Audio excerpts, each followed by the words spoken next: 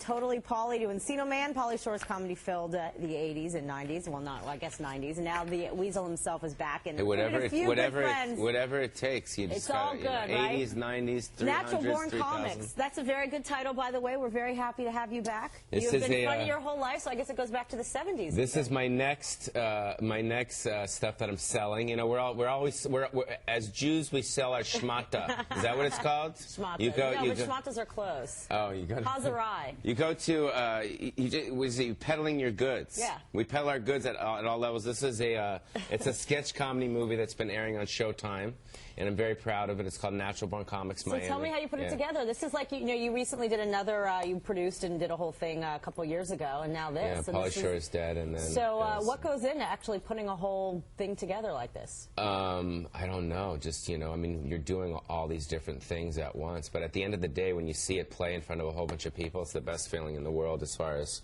people laughing. I mean, that's people like. Is that your biggest fear at this point? Yeah, that's the biggest thing. Is like people like, do you like stand up better? Do you like doing this better? This is definitely more fulfilling. I mean, Why? when you do well, because you put so much time and energy into something like this, and then all of a sudden you're playing it in front of a group of people, and you get laughs, and it's like, oh my God, it's amazing. And you know, audiences help test this and stuff, so it's good. So, and I guess because you put all the work into it to see the reaction, it's like knowing that you put so much into it, where I guess like it's stand-up is just quick. Like yeah, instantaneous. So do you still like doing stand-up? I love doing stand-up. So it never gets old. How old were you when you first got on stage? I think, was it 17? My dad took me to my first thing out in, it was in Culver City. It was at a place called the Alley Cat Bistro. So and did you get laughs or boos? I got laughs because I knew it was my first time, and I knew I was going to bomb. So your expectations were low? Very low, so I did well. But then every time after that, I bombed.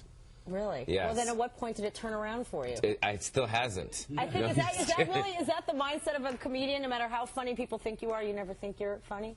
I don't know. I think if you have, I mean, I'm lucky I have an audience. People pay money to see me, so I feel a lot more confident when I walk on stage and people are cheering, oh, this is the guy that I came to see. Yeah. But for someone that isn't known, to go out into a crowd of people that don't know him is probably a harder situation. Yeah, a little scary. All right, so you also put together a bunch of celebrities who have made appearances as well. You got Ruben Studdard, Vivica Fox, Charlie Murphy, T-Pain, just to name a few. Are these all like friends of yours that you just call them up and say, hey, be in my movie, or do they have to audition? Yeah, I auditioned Charlie Murphy.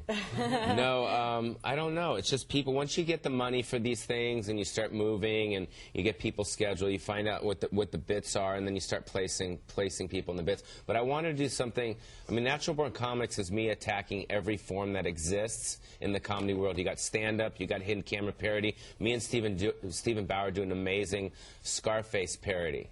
So no one is off the hook. No. So what was it like getting Stephen Bauer to do that? I mean, it was classic. Like, do you know if Al Pacino's seen it?